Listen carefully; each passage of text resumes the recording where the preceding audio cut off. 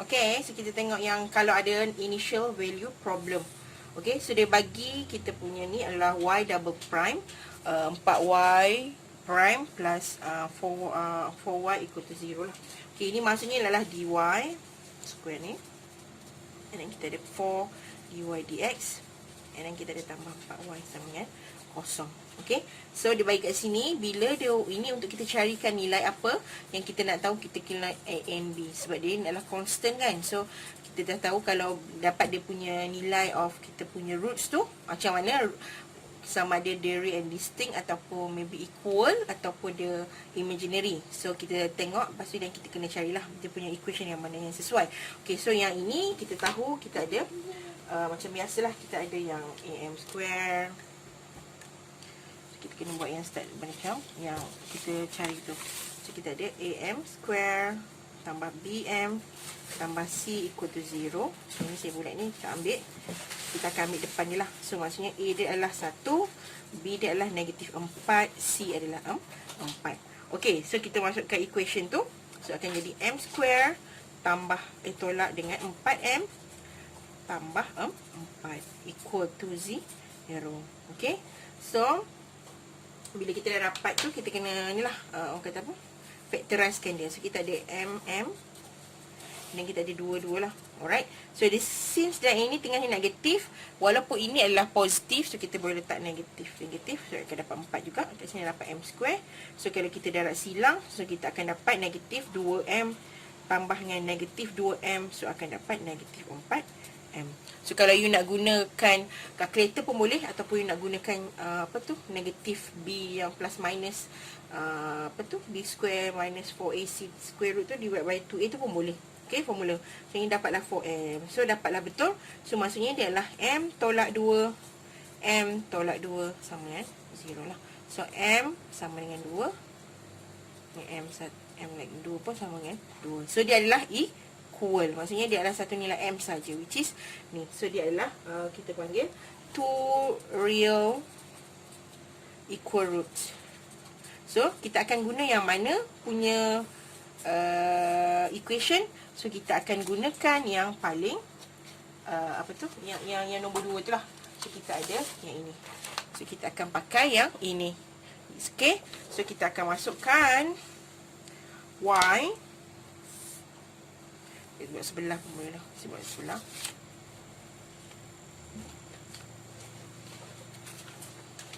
So kita ada y square. Jadi tadi kita tahu m kita adalah 2. So y sama dengan a plus b x eksponen mx. So berapa m kita? So a tambah b x, m adalah 2. Okay, so kita boleh letak depan juga. Okay, this one a tambah b. Okay, so dia bagi tadi bila y kosong, y 0 sama dengan 3, and then the y prime 0 adalah 1. So maksudnya dia adalah bila dia dy dx adalah sama dengan 1 lah. Kalau dia x dia kosong. Okay, so ini untuk ni. So kita boleh gunakan untuk kita carikan kita punya equation. Maksudnya kita akan dapat 2 equation lah. Okay, so ini adalah y kita.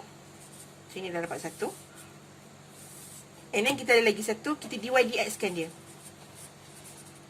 ataupun kita y prime kan dia. So ini kita buka dulu. Bukakan terus ni, a eksponen 2x tambah dengan bx eksponen 2x. So ada 2 part. Sebab apa? Kita tak boleh nak asingkan. Sebab dia kita kena expand dulu, atau kita kena kembangkan dulu, baru kita boleh bezakan, differentiatekan dia. Okay, so ini kita akan dapat berapa? So kita akan dapat, kita buat depan lah. So akan dapat 2a eksponen 2x. Okay, yang ini kita kena guna cara yang ni, kita ada bx eksponen 2x. So kita akan pakai style UV lah. Right, so UV. Ni UV. Okay, so ini UV. So U sama dengan dx. Maksudnya kat sini bila kita nak kirakan dia, ini V eksponen 2x. Ini du dx sama juga dengan B dv dx 2 eksponen 2x. Okay, so adalah V du dx tambah dengan U dv dx. Okay, sebab dia ada 2 yang orang kata apa, dua function kat situ lah. Okay, so yang ini kita masukkan nilai ini balik. So kita ada eksponen 2x darab dengan du dx b, and then tambah dengan u tadi bx darab dengan 2 eksponen 2x. So kita akan dapat kat sini adalah kita akan dapat kat situ b eksponen 2x, and then tambah dengan 2b x eksponen 2x. Okay, so kita dapat kat situ. So kita dapat equation yang panjang. So ini, so macam y prime dia adalah 2a eksponen 2x tambah dengan b eksponen 2x tambah dengan 2bx eksponen 2x. Okay, so ini lagi satu equation. Now, kita akan masukkan nilai lah. So, bila dia y kosong, bila x kosong, y 3. Ini pula, bila x 0, ini y prime dia adalah 1. So, kita masuk buat sebelah. So, kita ada, kita masukkan. So, y